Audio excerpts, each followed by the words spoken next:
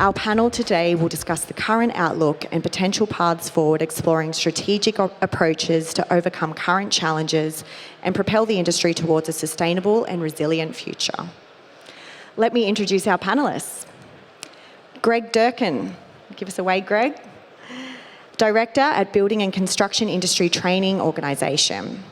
With over 25 years of experience in vocational education as a leader of industry education, Greg strongly advocates for the positive outcomes education can deliver for employers, industries, learners and families. Greg joined BCITO in 2014 as GM, Education and Stakeholder Engagement, before leading the Education and Diversity Group. Welcome, Greg. Next we have Adrian Matheson, General Manager of Construction at Calder Stewart. Adrian?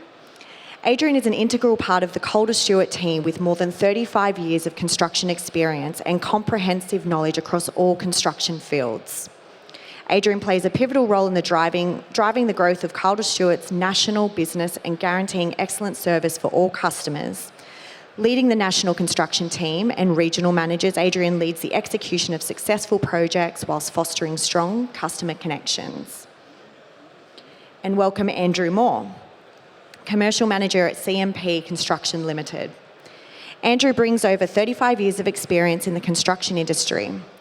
Prior to joining CMP, Andrew excelled in commercial management at large-scale projects with Hawkins Construction and Mainzil Construction. It's Andrew's responsibility to ensure that CMP Construction has robust contracts and that solid relationships are nurtured and maintained with consultants, developers, banks, staff, subcontractors and suppliers. He is the driving force behind CMP projects achieving successful completion. Our next guest, Honourable Chris Pank, Minister for Building and Construction at the New Zealand National Party. Chris was first elected to Parliament in 2017 as successor to Sir John Key in the then Hensville seat and re-elected in 2020 and 2023. Chris is a proud representative for Kaipara electorate, which includes advocating for constituents on various local issues. Now the Minister for Building and Construction, Minister for Land Information, Minister for Veterans, Associate Minister for Defence and Associate Minister for Immigration, Chris feels fortunate to be part of the Christopher Luxon-led coalition government. Welcome. Quinn Henderson, CEO at South Base Group. Quinn's 40-year career has included the executive leadership of many of New Zealand's most significant and complex construction projects. He has extensive experience in governing and directing project teams to deliver outstanding results. Quinn established South Base Constructions in 2013 with an aim to grow a leading national construction company. And 10 years later, South Base has delivered over $2 billion worth of projects, employs over 200 people, and continues to innovate and challenge the traditional construction sector. Welcome, Quinn. And lastly, our very own Ben Harrell from BCI New Zealand, Country Manager. With almost a decade of experience at BCI, Ben leads the New Zealand business, excelling in supporting some of New Zealand's leading suppliers and project stakeholders in their sales success. Ben's ability to partner with our clients to drive growth and revenue through BCI's construction data and software solutions is second to none.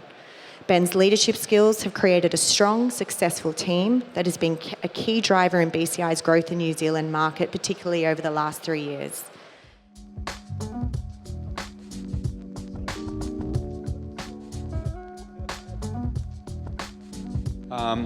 For those years in the construction industry, what we need to do is take a greater control of the outcomes. A lot of us sit around and wait for consultants to produce drawings. Typically they're late and of poor quality that we've noticed coming along. So we've moved our company, as are others, into design management and offering a full service to our clients. And that may be through an ECI process or a PCSA, but design and build. Some of the other things we've done, I'd also urge you, is use technology, BIM modelling. We've got Takaha Stadium in Christchurch. We've got a full BIM model of the steel. We fly a drone around that stadium. It maps progress of where that steel's at. and then we can merge the two together, and it tells us if there's any clashes, and if we need to move another piece in order to accommodate the next sequence. So they're probably the two key things. Contracts, we're looking forward to P3 Light coming through from the government, and getting some equity into this country, get some social infrastructure going, schools, hospitals, prisons, justice, corrections, whatever it might be, to get things flowing again. So as soon as we get some capital in, I think our industry needs to gear up and be ready to take on those style of contracts, multi-level, and whether we need to joint venture with internationals or joint venture with other companies that you work with, like double up to double down sort of thing. One of the biggest project challenges that we face in high-rise residential construction is getting a project to be feasible to meet the thresholds that the banks require. So it's vitally important to make sure that we understand what true construction costs are, and that we are part of a process working closely with the design team to make a project that's time and cost efficient. There's no point in designing a building and spending all that money getting it consented and designed if you're going to find out a year later that it's too bloody expensive to get over the line with the bank. So the key is to get a build partner like a main contractor working closely and collaboratively with consultants to design a building that will meet those bank thresholds. Construction costs are coming down hard and fast right now. We're probably 15% cheaper than we are now a year ago, or we were a year ago. So it's actually quite a good time now to get a project into contract, despite high interest rates. If we're 15% cheaper now and that 15% gets a project over the line, that's what we need to be doing. So just talking, communicating, be part of the team and making sure that the developer, the bank, the builder and the design team are all part of the same team. We're just probably reinforcing the previous two. From our point of view, or what our business, we are design build, and we've been doing it for 55 years. So, and it's an approach of procurement of projects, which is one of the main growing ways of procurement in the States. And we've got to learn from that. If we just keep going around the same old cycle to follow the boom-bust cycle, we're never going to improve the industry. And we've seen some great work happening in the industry over the previous 3 to 5 years. And people are starting to get around the table and talk to each other. So we've got to build on that positive approach that people are taking and make sure that everybody has the same vested interest around the table at the kick-off of a project. If we have people at the table that are really only worrying about themselves and how they're going to come out of it, they shouldn't be there. And so what we see with the most successful projects that we can deliver is everybody's got the same vested interest in getting the right outcome for that project. And if we can grow that within our industry, and we are seeing it, just got to probably teach a few other organisations on how to procure, and I won't point at anyone over the other side there. But if we can get that procurement model working, the industry is ready for it, and there's a lot of positive stuff and positive vibes in the industry. And the main contractors can support the subcontractors, the suppliers, and we can bring them into the equation as well. And you actually build a very strong, sustainable industry. If we keep going the way we've been going over the previous 25 years, 30 years, and keep going that boom-bust cycle, we'll never improve. I'll talk from our clients' perspectives, where our clients are suppliers, manufacturers, subcontractors, main contractors, and service providers. And what we're finding in this tough market is a lot of companies are trying to move outside their usual business model. So how that may look is moving into other sectors, so diversifying into, might be industrial and then getting more into commercial, as well as breaking into other regions where there's more work. So yeah, we are seeing, with the residential market being so quiet, a lot of companies tied up, especially in the group home builders, might be subcontractors. They are looking, they need work, so we are finding they're kind of really trying to break into the commercial market. And this is also across, architects, main contractors, subbies. Everyone's trying to obviously find more work, so be a bit more proactive. And also the second point is to what all these guys do, where a lot of companies ideally want to avoid the competitive tender market, so get into more ECI, negotiated build, where they can. It's obviously not as easy as that, but we are seeing in the government, like a lot more health and education projects are going down that route of ECI, which is obviously interesting to see. Good afternoon. The role of government, we think, is to support the productive sector to do the things that they are already incentivised to do. In this country, we need a much more affordable, timely, but also still a quality built environment. And if we think about issues like housing supply, that's been, for a long period of time, and including across successive governments, a massive challenge. For the sake of brevity, I'll just emphasise the things that I'm working on as Building and Construction Minister, reflecting back the kinds of things I've been hearing from my fellow panellists and others out there in the room. It's around people, it's around products, and it's processes. So on people, obviously we need to work closely with those who are providing those skills. So our friend from BCI will no doubt have some good insights on that.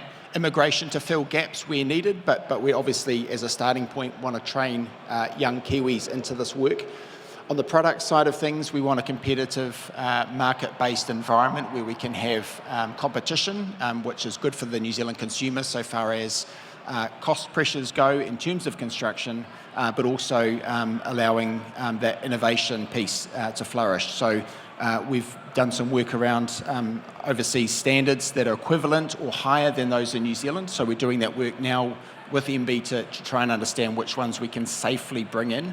And then finally, on the process side of things, the key point is to know that with a building consent system that's currently delivered through those 67 different building consent authorities or councils, we want to have a much more certain and consistent national standard, and also thinking about relatively low risk building works that can be done outside of that system, not requiring the consent, in other words. So part of that will be recognising trusted providers who are qualified, skilled and experienced and have some sort of reputational skin in the game, but also relatively low risk structures such as granny flats, which we announced recently up to 60 square metres could be done without a consent. So I'll leave it there for now. Thank you.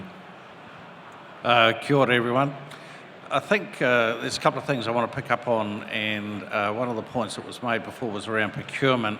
And I think procurement, it's quite important for us to understand that the production of buildings, whether they're commercial, residential, whether that's renovation or maintenance, is really a relatively simple equation. You've got, if you've got really good products that you're putting into that, and you've got talented people, then your chances of success are reasonably high. If you interrupt that equation by degrading the standard of either one of those two inputs, then your chances of having problems going forward are increased. So one of the things that we want to make sure that at BCI is that we're working productively and collaboratively with industries to make sure that they are investing in that skill development, and because that's a long-term game. So your average carpenter is a sort of 3 to 4 year journey, and the economy could do a couple of things during that period, which it's kind of doing at the moment. I suppose that's my other point that I'd like to make, is that the current economic climate it's got some realities around it in terms of that it's retracted reasonably quickly, but it's also got some necessities around it in terms of, if you look at the amount of work that's still in the market at the moment, it's actually quite substantial. So I think that there's a potential for people to possibly panic in the short term, but I'd encourage you to take a long-term view around that capability, and concentrate on making sure that you're procuring both your really good products and that you're procuring really good skills as well.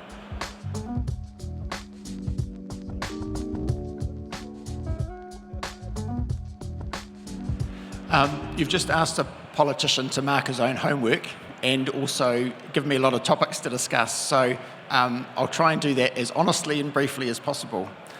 Look, I think across government we're very mindful of the need to unlock all the all the barriers, the artificial barriers and constraints. So the work that's been led by Chris Bishop in relation to freeing up land supply and from a resource management point of view, I think is vital. And likewise, the infrastructure that's going to be needed to support housing and other aspects of the built environment. I think we've made some good progress with that. The Fast Track Bill has attracted a lot of political heat and attention. And there are some reasonable points to be made about ensuring that we've got a sound process for deciding which projects go ahead. But the reality is, in this country, with the construction sector facing major challenges and a high proportion of insolvencies and general difficulties within that, frankly, we need a supply line of work coming down the track that enables people to feel confident that they can remain working in that industry, in this country, in the immediate future while we rebuild things more so long term. In terms of government procurement, obviously Kāinga Ora has been reviewed recently. We're going to be in a position to be able to ramp up the social housing space very soon, albeit that it will look more like community housing providers partnering to do that work. But from a building and construction sector perspective, the work needs to be done anyway, so there's no shying away from that. And likewise with education, defence, all the government sectors that require new building work, you'll see that really pick up from here on in.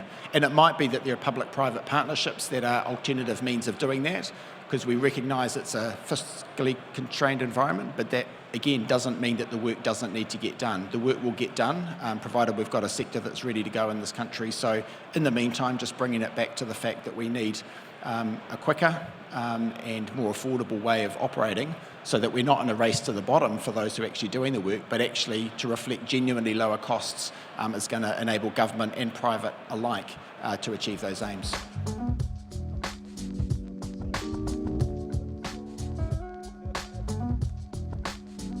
So it's obviously challenging across all sectors. You look at residential downturn, that's obviously well documented, and the numbers back that up with the number of consents. I think it's about 25% down, this 12 months from the previous 12 months. We also have in the townhouse market, we are seeing in apartments, we are seeing a lot of projects get resource consented and then the projects get deferred, or they try to sell the site. That's obviously a lot down to not pre-selling any projects, any houses. We've got apartments down 26% from construction started the last 12 months compared to the previous 12 months. Retirement villages, that's obviously been a bit of a boom industry the last 10 years. And the growth is definitely stored with a couple of the major operators deferring projects or even selling sites. So retirement villages are down 35%, and new construction projects, starting the last 12 months compared to the previous 12 months. But as we know, as a country, we do need lots of accommodation for the elder, so we do think that will pick up, in correlation with the residential market. There are a couple of still big new retirement villages getting built, like lots of stages get deferred, but I think Sanderson Group are building a big one in Mount Maunganui, just been released, and Ryman have their Karaka one starting towards the end of this year, I think. So industrial, that's been obviously strong out of COVID, with lots of distribution centres getting built. But the number of consents, if we look at this time last year, each month with over 200 million and sometimes 300 million consents across New Zealand. So we compare that to the last 3 months in New Zealand, where the value of consented work is 180 million. So that's almost down 100 million compared to this time last year. The public sector, that's obviously been very strong in construction, but we have seen the key sectors within government, slowed down and put on hold across health and education. So take education as an example, where if you look at the current projects now, a lot of the projects are either under construction or about to start, where the early concept projects only are making up 24% of the total overall value. Strong regions in education have been Wellington, Bayapuni, Waikato. The private education sector, they've seemed to have a bit of money. I think there's $190 million that are in planning or about to start construction in the private sector. Hospitals, as we know, have been a busy sector the last while. Many hospitals have been slow moving and deferred, like the Nelson Hospital. I think that is going to get built in more stages now, as across the one build. So, yeah, a few of these hospital projects are very slow to move, like, you know, Tauranga in the works, and Hawke's Bay, I think, have one in concept stage as well.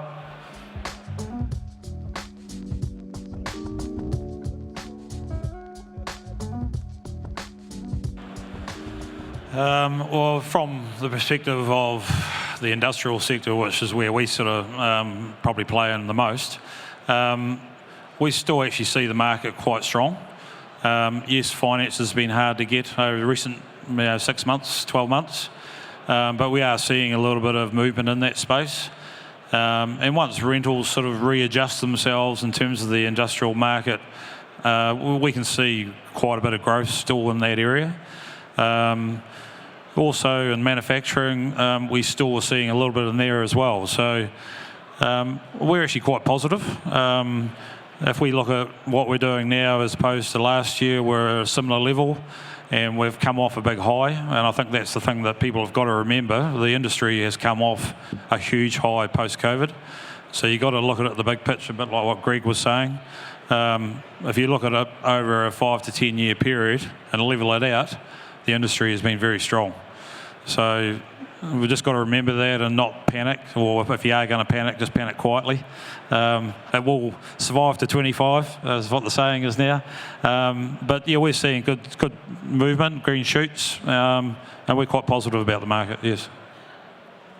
In the high-rise apartment market, we're still seeing a lot of hungry contractors out there. I think one of the issues with people coming out of the residential market and moving into the commercial market is their ability and their understanding on how to price a project. So rather than relying on subcontractors to price work for us, we're the ones with the quantity surveyors and we know what things cost. We're finding that we are valuing works on behalf of our subcontractors and cutting a deal with them, telling them, look, we'll pay you $1 million to do this and this and this and this. The harder you work, the more money you make. The more you muck around, the less you'll make, but you'll still make money. With COVID, we've seen a lot of new products coming into the country. So the banks are now letting us store products. So we're able to order materials nice and early from overseas, store them off-site, get paid for them. Know that the product's there. That then de-risks a project's program, because that can be one of the biggest risks a main contractor can have, not being able to meet programs. So if the banks are now paying for that, that's great. And certainly in apartments, the big vertical stuff, the high-end part of the market is still very, very strong. So apartments that are over, say, 30 or between $30,000 and $50,000 a square metre, those apartments are still selling very, very well.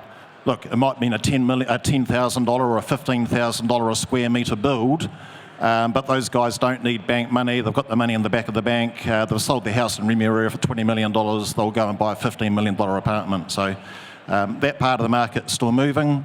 The mum and dad investor type stuff is on hold for the time being, because mum and dads aren't confident in selling their houses, and people aren't buying their houses because they can't borrow money because interest rates are too high. But we have seen interest rates stabilise now. The banks have opened their wallets, although they've set quite high hoops for a developer to jump through. With construction costs coming down, we're actually seeing some green shoots coming through the industry as well, so it's pretty exciting. There's probably, we operate in the vertical construction social infrastructure space throughout New Zealand. What we're wanting to see to open things up is the flow of capital. Now, whether that's through government bonds or government super funds or offshore capital investment into New Zealand. For the last 6 years, we've sort of told overseas investors, we don't want you. Now we've got to get them back, because there's a whole lot of money around the world and it's going elsewhere. We've got to bring it back into New Zealand, make us great again. So that's probably the first thing, is to get that flow, to invest in hospitals, schools, social infrastructure, wherever it might be. The next thing is our people. I've noticed over the last 6 years that kids don't want to pour concrete at 5 in the morning anymore, and they don't know how to do it. and they sure as hell don't want to come back at 5 in the afternoon and float it off. So our tradespeople, every trade right across, our engineers right across, and just the knowledge and lack of leadership that we've noticed, this decline. People are afraid of constructive conflict on a construction site. You get 600 people there on a build site, you've got to manage them and you've got to know how to do it. So there's been a massive decline recently of that, and people walk past things now that are unacceptable, and they never used to do that. We've got to get that back again. We've got to get pride back in our industry. So that's probably that, looking at my old mate. And the other thing is consolidation. We have a very fractious industry. I think there's something like 140 bodies that represent our industry, from labourers through to consultants. We're a population of 5 million. I think there's 284,000 people in our industry represented by 140 bodies. It's too many and there's not enough. So, not enough people. So we need to consolidate that, and we need to be a bit more unified in our voice. The Accord failed abysmally, become a talk fest. It's up to us to own our industry, right from the subs through to the clients, consultants and the lot, and main contractors. So I think there's some lessons that we can learn from the past, and while we're in an interesting situation at the moment, it's nowhere near as deep as what the GFC was. A couple of things I'd comment about the GFC. Firms, construction firms, whether they were focusing on residential or commercial during the GFC, the ones that managed that time well were ones that had diversity in their workforce, so diversity of skill. They had a range of people across their staff in order to deliver on that.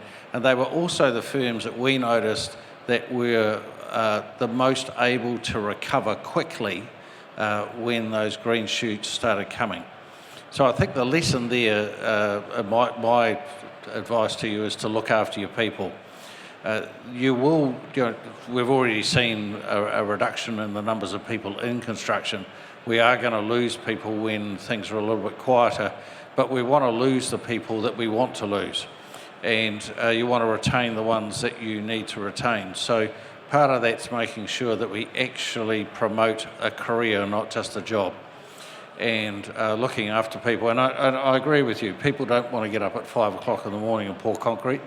But they also, part of that's around managing people's expectations, but there's also a key part of that is making sure that we actually mentor our staff, particularly our young people. They want to know that you care, and that you're caring about their career, and that you've got their best interest at heart. If you do that, then you won't be surprised when they come to you one day and say, oh, I'm leaving to go down the road for 50 cents an hour more. And they don't actually go down the road for 50 cents an hour more. They go down the road because you didn't look after them. So that's my advice. Just briefly from a government perspective, elephant in the room is always those broader economic conditions. So with high interest rates having a chilling effect on investment, whether it's mum and dad or in commercial sense, there's a bigger economic story about taming inflation, therefore the OCR being able to be ratcheted down, and therefore some more freer lending and the cost of money, so to speak. So I think that will improve the sector and its prospects. Overall, I'm really optimistic, including for the reasons that my fellow panellists have said, and including picking up on the point regarding foreign direct investment and not being afraid of overseas capital for those who want to come to this country or build projects that are frankly going to make it better for Kiwis to live, work and play in this country. So between that and the big rocks that we need to move from a government policy perspective, seismic risk, sustainability, and in particular assisting those who are already making good moves in that space to be encouraged and maybe incentivised to do more of that. And other than that, as I mentioned earlier, the consenting and other process type pieces. So I'm really optimistic that by listening to those 140 different associations, and I know there's 140 because they've all sent me an email and a briefing, that with that engagement, then hopefully the government can work alongside them, work alongside you, and get that right. So very bullish overall, very optimistic. So what we are noticing, a couple of trends are, like globally, there's a big push for sustainability, people to build more greener, which we slowly are seeing more in New Zealand. It's obviously a cost to that, and a lot of, developers and that won't go the full green 5-star, but we are seeing, like, from our clients, suppliers are using more sustainable materials to try to appeal more to specifiers. Energy efficient products and practices tend to be the most common on projects. And I think at the moment, just looking at our stats, there's over 20 mil in the design stage. There's 23 projects which are 5-star or 6-star green rated. So that's reasonably not too bad. Another trend we saw last year, which was well spoken about on here, is data centres, which I know is a bit of a talking point for everyone involved. There's lots of big ones happening and about to start, especially in Auckland. But we have seen, interestingly, like Canberra Data Centre, they're a big developer that's built a few here, in Amazon. They have deferred a couple, but we think data centres are going to continue to be the future here. And the other one is renewable energy. So just looking at our data on solar farms and wind farms, they're pretty prominent. So solar farms at the moment, we have 44 projects averaging 84 million across New Zealand, and 80% of them are not under construction, where the other wind farms is 21 totaling 18 billion. That's obviously a huge number. 82% are in concept stage. So this includes a couple of $5 and $6 billion offshore projects off Taranaki and the Waikato. But as we know, a lot of these concept wind farms don't make it past out of the feasibility stage. So, not all will happen, but there are a lot of wind farm projects that are happening and will continue to happen.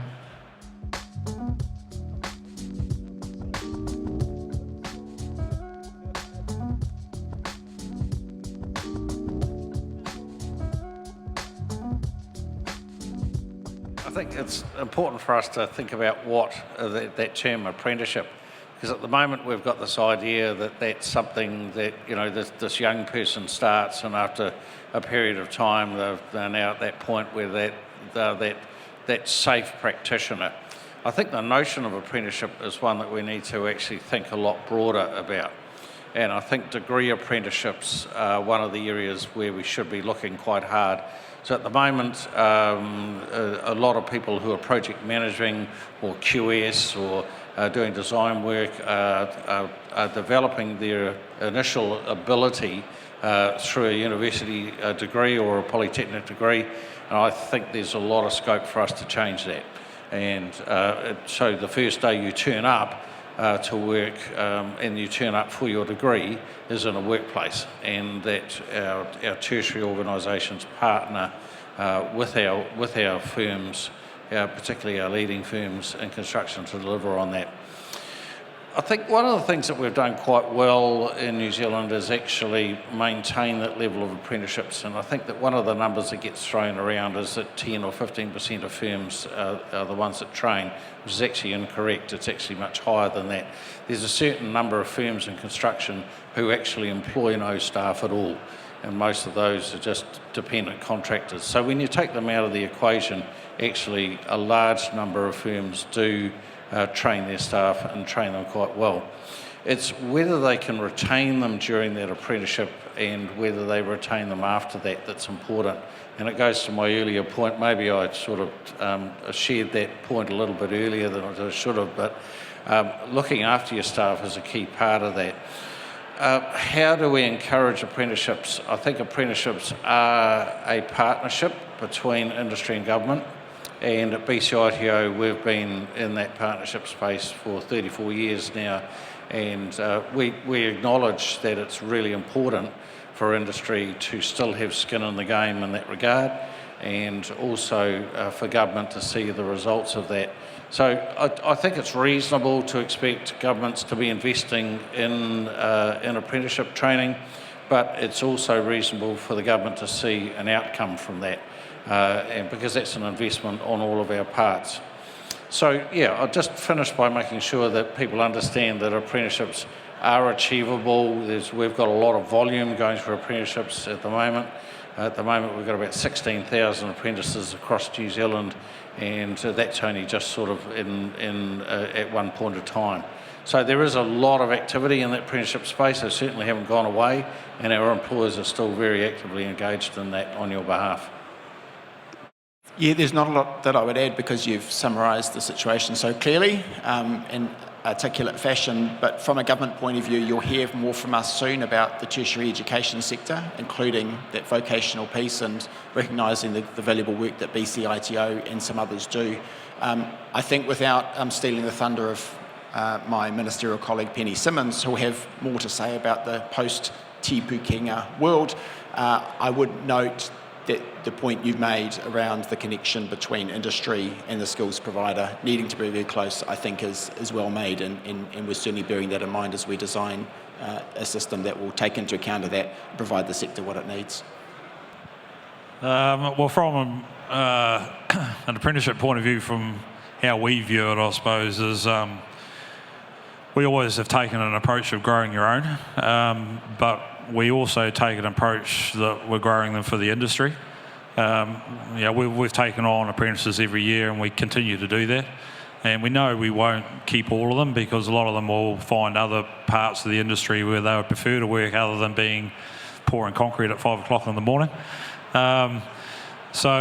We take the view that we've got to give these young kids an opportunity and trying to work alongside some of the education and training providers. Again, it comes back to what we talked about earlier around collaboration. We've got to get a bit more collaboration around how we train our apprentices and how we provide the environment for them to grow. So I think that from an industry perspective, that is something that we do need to improve on, and I think we have been guilty in previous years when the industry's got very busy and we've probably forgotten a bit about apprentices, just concentrating on getting the work done. But we need to continue that growth of people coming into the industry because we're entering into a period where a lot of the guys on the ground that have got the knowledge and the trade background are all getting to the age where they want to be putting their feet up and having a bit of a rest. And I can see there's a bit of a gap coming in some of that skill base. So we do need to work quite hard on that over the next period. The only thing I want to add to that is if we're going to take on apprentices, we need to make sure that there are mentorship schemes within the business to make sure that the young fellas are being mentored and supported all the way through. It's easy to take on an employee, throw them in the deep end, there you go, there's your hammer, there's your desk, get on with it and do your job. But you really do need a bit of grey hair with a young fella coming through, and I think mentorship's the key to it. Probably two quick last things. Who's training the trainers is a key thing, getting people back in the industry. And the other thing would be how we're in a competitive market looking for youth and people to come into our industry. How are we marketing our industry to those people? Because let's face it, it's a bloody great industry, construction, residential or commercial or horizontal. It'll take you around the world and you'll always be able to earn a dollar somewhere because somebody's always doing something. But we need to think, how do we market to the youth? Get them from behind a computer and get them onto our sites. Oh, the marketing one's an interesting, that's easy for me to answer. We do a lot of it. So on behalf of the construction industry, so currently we have got programs in 340 of New Zealand's 500 secondary schools. So a lot of those programs that are in the technology classrooms, for those people that are my age, that's called woodwork. And a lot of those teachers are people who have come from the trades. So we work really closely with those people to make sure that those that careers in construction are there and people have choices. Not everyone's going to join construction. We just want the best ones. So, but I think also a really great program is something that the Ministry of Education runs through schools called Gateway. And Gateway is a really cool way of students coming to your workplace 1 or 2 days a week. They're studying some of the standards and work that we provide as well. And that work that they do also credits into their apprenticeship as well. And it's a great way of getting try before you buy. So on that subject, I think also one of the things the industry has done really well in recent years is to take the blinkers off in terms of who they think they should employ. And we've seen a tremendous increase in employers opening the doors to women in construction. 2015, we were 0.3% of our apprentices were female. Now that's over 7%, and we want that to be 10% by the end of 2025. And employers that are broadening their employment practices, not only with respect to women, but also people from different cultures, from an ethnic perspective, are certainly reaping the benefits of that. So I think we're operating more in a global market now, and we need to be have our eyes open. We need to be employing the best person, and that best person, we're not going to judge them because of ethnicity or gender. Big round of applause, thank you.